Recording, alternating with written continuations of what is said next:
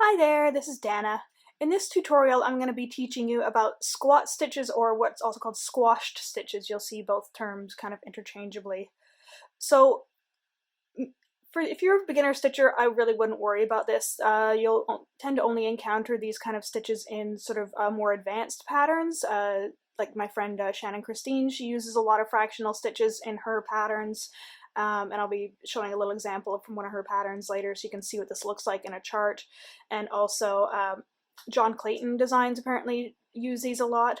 So squat stitch or squash stitch is it's a type of fractional stitch. It basically divides your grid, so your little square stitch, into half, either vertically or horizontally.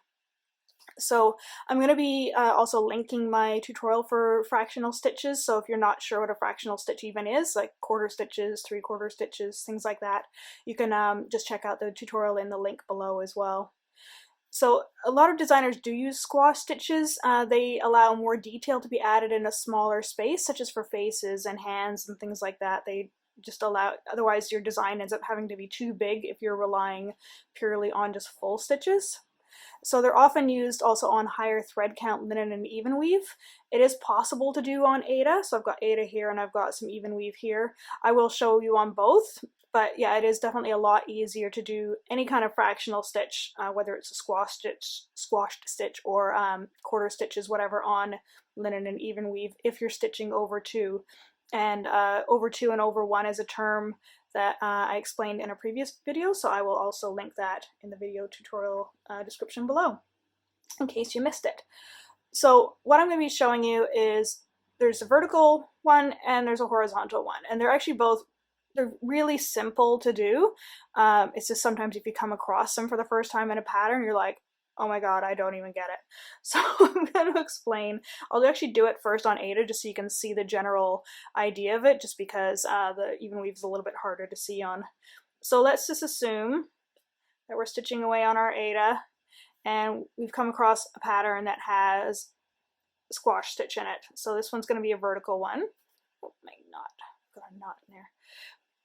So instead of going across a full stitch, like a full cross stitch like I've done here in this sample here, these are full stitches, you're only going to go across half of the width or the height of your cross. You're still going to make a full cross, but it's either going to be rectangular horizontally or rectangular vertically. So in this case, I'm going to do a vertical one. I'll show you that. Sorry, needle. So with Aida, it's a little trickier because you do have these blocks of sort of fabric in the middle. So what you're going to do is, for a vertical one, you're going to pierce right in between the two holes at the top of that block, and then come out, focus, then come out in the little actual hole that's there, and then again you're going to pierce in between the center of your block down here. It's a little tricky with Aida just because it's not really meant to be pierced, and sometimes depending on your needle you're using, it can make it a little trickier to pierce. So there you go, a little half X, basically. It's like a tall skinny X. And then say if you had another one in a different color or even the same color, again, go back down into the center, come back up into the center hole you basically made, and then go down. So there you go. So you've got two stitches in the same space that you would normally have one. Same thing horizontally. Come up in your corner. Again, you're piercing the center of your block right in between those two holes. Come up and pierce your center again. So that's it. That's all there is to the squash stitch. And I'll show you on even weave, just so you can see how that works up on even weave. So again, this is assuming that you're stitching over two on even weave. This will not work if you're stitching over one on even weave, because you can't pierce the individual strands of the fabric. So again, so let's say you're coming up here. So for a vertical one, so normally with, I'm just going to draw this, it's a bit tangled. Normally with even weave, you're going up. If you're stitching over two, you're going up two over two. in this case, we're going to do a vertical split stitch, or squash stitch, up 2 over 1. So up 2 over 1 for a vertical one. And then same, you can come across 1 and down 2. Bam! Easy as pie. Look at that, isn't it cute? Just gonna make sure this is in focus so you can see it.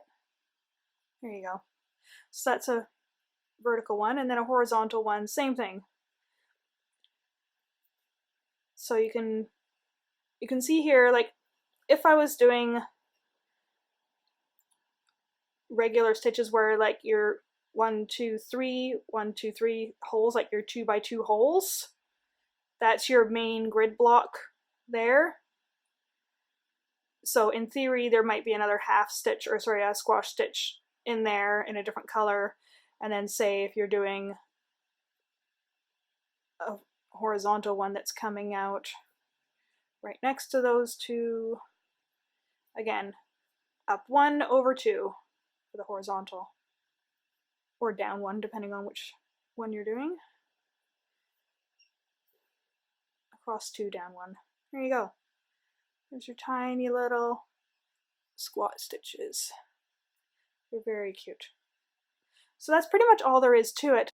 I've got a screenshot here of one of Shannon Christine's patterns, and I'll put a link to that in the description below. Just showing you what a bunch of the fractional or the squash stitches would look like as a pattern, like stitched.